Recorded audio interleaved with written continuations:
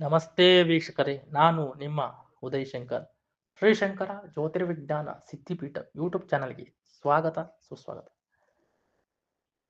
ಎಂದಿನಂತೆ ಹೊಸ ವರ್ಷದ ರಾಶಿ ಫಲಗಳಲ್ಲಿ ವೃಷಭ ರಾಶಿಯ ಶುಭಾಶುಭ ಫಲಗಳನ್ನು ನೋಡೋಣ. ಒಂದು ಗಾದೆ ಉಂಟು, ಹರ್ಕೊಂಡ್ ಬಿತ್ತು ಮುರ್ಕೊಂಡ್ ಹೋಯ್ತು ಹಳೆಯ ಅಗೆತನ, ಕರ್ಕೊಂಡ್ ಬಂತು ಸೇರ್ಕೊಂಡ್ ನಿಂತು ಹೊಸ ಮನೆತನ ಎನ್ನುವಂತೆ ವರ್ಷಾರಂಭದಿಂದ ಜನ್ಮಸ್ಥವಾಗಿದ್ದ ಗುರು 14/5/2025 ಮಿಥುನ ರಾಶಿಗೆ ಪ್ರವೇಶವಾಗಿ ವೃಷಭ ರಾಶಿಗೆ ಎರಡನೆಯವನಾಗುವುದರಿಂದ ಹಿಂದೆ ನೀವೆಲ್ಲ ಏನೆಲ್ಲ ಸಮಸ್ಯೆಗಳನ್ನು ಅನುಭವಿಸಿದ್ರಿ ಅದರಿಂದ ಮೈ ಕೊಡವಿ ಹೇಳುವಂಥ ಸಮಯ ಬಂದಿದೆ. ಸಮಯಕ್ಕೆ ಬೆಲೆ ಕೊಟ್ಟು ಯಾವುದೇ ವಿಚಾರವಾಗಿ ನೀವು ಹೋರಾಡಿದ್ದೆಯಾದರೆ ಅದರಿಂದ ಕಾರ್ಯಫಲತೆಯನ್ನು ಹೊಂದಬಹುದು. ಹೊಸ ಹೊಸ ಯೋಜನೆಗಳು ಆಲೋಚನೆಗಳು ತಲೆಯಲ್ಲಿ ಬಂದು ಮತ್ತೆ ಮತ್ತೆ ನಿಮ್ಮನ್ನು ಮುನ್ನುಗ್ಗಿಸುವುದುಂಟು.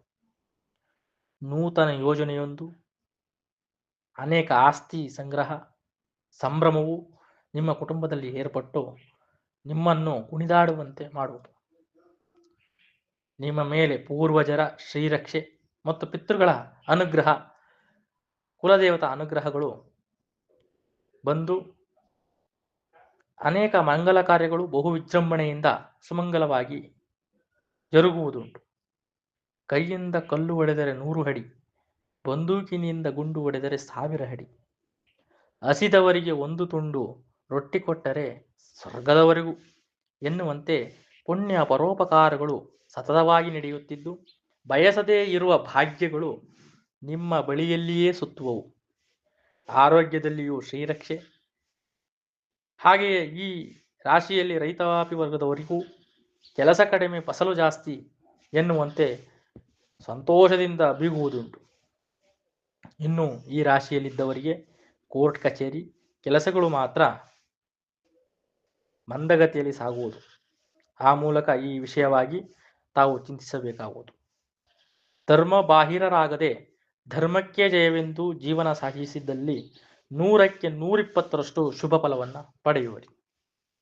ಇನ್ನು ಈ ರಾಶಿಯಲ್ಲಿ ಜನಿಸಿದ ವಿದ್ಯಾರ್ಥಿಗಳಿಗೆ ಬಾವಿ ತೋಡಿದ್ದಕ್ಕೆ ಜಲವೇ ಸಾಕ್ಷಿ ಎಂಬಂತೆ ನೀವು ಮುಂದುವರಿಯುತ್ತಿರುವುದಕ್ಕೆ ನಿಮ್ಮ ಮನೋಬಲವೇ ಕಾರಣ. ಇನ್ನು ಹೆಚ್ಚಾಗಿ ಶುಭ ಫಲಗಳಿಗಾಗಿ ಗುರು ದೇವರನ್ನ ಆರಾಧನೆ ಮಾಡುವುದರಿಂದ ಉತ್ತಮವಾದ ಫಲವನ್ನು ಹೊಂದಬಹುದು. ಇನ್ನು ಈ ರಾಶಿಯ ಗೃಹಿಣಿಯರು ಜಗನ್ಮಾತೆಯ ಕೃಪೆಯಿಂದ ಬಯಸದೇ ಇರುವಂಥ ಎಲ್ಲ ಭಾಗ್ಯಗಳು ನಿಮಗೆ ಬರುವುದು. ಒಟ್ಟಾರೆ ಈ ರಾಶಿಯವರು ಸಣ್ಣ ಪ್ರಯತ್ನದಿಂದ ದೊಡ್ಡ ಸಾಧನೆಯನ್ನ ಮಾಡುವುದುಂಟು. ಹಿಂದಿನ ವರ್ಷಕ್ಕಿಂತ ಈ ವರ್ಷ ಒಂದಷ್ಟು ಶುಭ ಫಲವನ್ನು ವೃಷಭ ರಾಶಿಯವರು ಪಡೆಯುವರು. ಇನ್ನು ಅನೇಕ ಶುಭ ಫಲಗಳನ್ನು ಪಡೆಯಲು ತಾವುಗಳು ಗುರುಗಳನ್ನು ಆರಾಧನೆ ಮಾಡುವುದರಿಂದ ವಿಶೇಷವಾದ ಫಲವನ್ನು ಪಡೆಯಬಹುದು. ಈ ಮಾಸದಲ್ಲಿ ಈ ರಾಶಿಯವರು ಮಾರ್ಗಶಿರ ಮಾಸ 10 ಮತ್ತು 15ನೇ ತಿಥಿಗಳು, ಶನಿವಾರ ಹಸ್ತ ನಕ್ಷತ್ರ ಇವುಗಳನ್ನು ಯಾವುದೇ ಶುಭ ಕಾರ್ಯಗಳನ್ನು ಮಾಡದೆ ಇವುಗಳು ನಿಮಗೆ ಘಾತವನ್ನು ಉಂಟು ಮಾಡುವುದು. ಅದರಿಂದ ಅದನ್ನು ಕೈ ಬಿಡುವುದುಂಟು. ಗುರುಕೃಪೆಯಿಂದ ದಾನ ಧರ್ಮಾದಿಗಳು ನೆಲೆಸಿದ್ದಲ್ಲಿ ಇಷ್ಟಾರ್ಥ ಸಿದ್ಧಿಯು ತಮಗೆ ಸಫಲವಾಗುವುದು ಎಂಬುದಾಗಿ ತಿಳಿಸಿ ಎಲ್ಲರಿಗೂ ವಂದಿಸುತ್ತಾ, ಎಂದಿನಂತೆ ನಮ್ಮ ಯೂಟ್ಯೂಬ್ ಚಾನಲನ್ನು ಸಬ್ಸ್ಕ್ರೈಬ್ ಮಾಡಿ, ಈ ವಿಷಯವನ್ನು ಶೇರ್ ಮಾಡಿ, ಲೈಕ್ ಮಾಡಿ ಎಂಬುದಾಗಿ ತಿಳಿಸುತ್ತಾ ನನ್ನ ವಂದನಾರ್ಪಣೆಗಳನ್ನು ಅರ್ಪಿಸುತ್ತೇನೆ. ಧನ್ಯವಾದಗಳು.